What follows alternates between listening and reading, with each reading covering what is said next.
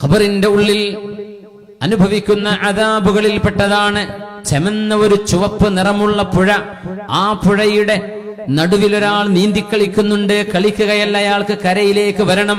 കരയിലേക്ക് വരാൻ കഴിയാതെ ആ മനുഷ്യൻ കരയിലേക്ക് വരാറടുക്കുമ്പോഴേക്കും കരയിൽ നിന്നൊരാൾ വലിയൊരു കല്ലെടുത്തുകൊണ്ട് അയാൾ എറിയുന്നുണ്ട്. ആ കല്ല് വായയിൽ പതിക്കുന്നുണ്ട്. കരയിലേക്ക് തിരിച്ചു നിൽക്കുമ്പോഴേക്കും ഏറ് വരുന്നു. വീണ്ടും നടുക്കടലിലേക്ക് നീന്തുകയാണ്. നിൽക്കാൻ പറ്റാതെ വിഷമിച്ച് തളർന്ന് കരപറ്റാൻ തിരിച്ചു വരാൻ നിൽക്കുമ്പോൾ വീണ്ടും കല്ലുകൊണ്ട് അയാളെ എറിഞ്ഞോടിക്കുന്നു. ആരാണിതെന്നറിയുമോ? മനുഷ്യരോട് പലിശ ഇടപാടുകൾ ചെയ്ത ആളുകളാണിതെന്ന് പരിശുദ്ധ റസൂൽ തങ്ങൾ പഠിപ്പിച്ചു സ്വല്ലല്ലാഹു അലൈഹി വസല്ലം. പലിശ തിന്നുകയും തീറ്റിപ്പിക്കുകയും ചെയ്തവരെ. നമ്മൾ പറയും പലിശ 2% ഉള്ളൂ, 5% പലിശയുള്ളൂ, ആ ബാങ്കിൽ 7% ഉള്ളൂ, ഇവിടെ 4% കിട്ടാനുണ്ട്. എത്ര നിസ്സാരമായിട്ടാണ് നമ്മൾ കാര്യങ്ങളെ കാണുന്നത്. പലിശ സംവിധാനങ്ങളെ നിങ്ങൾ സഹായിക്കുകയാണെങ്കിൽ അള്ളാഹു നിങ്ങളോട് യുദ്ധം പ്രഖ്യാപിച്ചു എന്ന് പരിശുദ്ധ ഖുർആനല്ലേ പറഞ്ഞത്. പിന്നെ എങ്ങനെയാ നമ്മുടെ സംവിധാനങ്ങൾ ബറക്കത്തുണ്ടാവുക?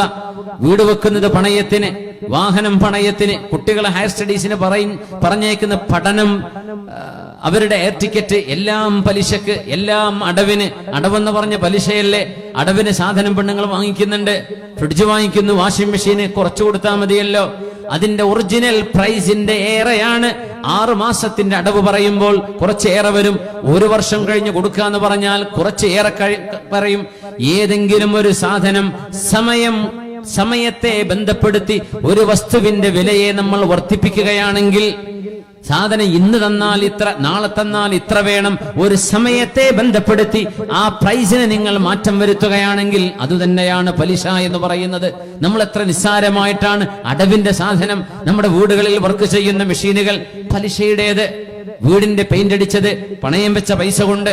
പണയം വെക്കൽ ഒരു പുല്ല് വില പോലും വെക്കാതെ, മൈൻഡ് പോലും ചെയ്യാതെ പച്ചയായ ഹറാമാണ് ഞാൻ ഈ ചെയ്തുകൊണ്ടിരിക്കുന്നത് എന്ന് പോലും ആലോചിക്കാതെയല്ലേ നമ്മൾ കയറിയിറങ്ങുന്നത് ബാങ്കിന്റെ വരാന്തകളിൽ, ഫൈനാൻസ് സ്ഥാപനങ്ങളുടെ വരാന്തകളിൽ.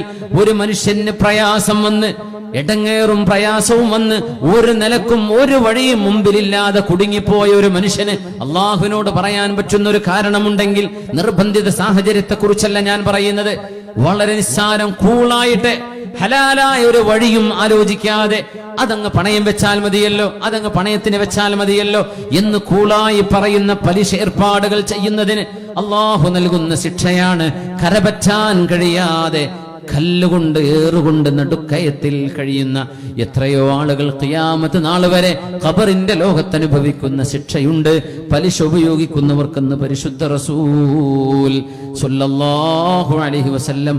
അത് ആത്മാവും ശരീരവും കൂടെ അനുഭവിക്കുന്ന അനുഭവമാണ്. അതുകൊണ്ട് ബോധത്തിലാവുക. നോമ്പെടുത്തത് കൊണ്ട് മാത്രമായില്ല, നിസ്കരിച്ചത് കൊണ്ട് മാത്രമായില്ല, സമ്പത്ത് ശുദ്ധിയുള്ളതാവണം.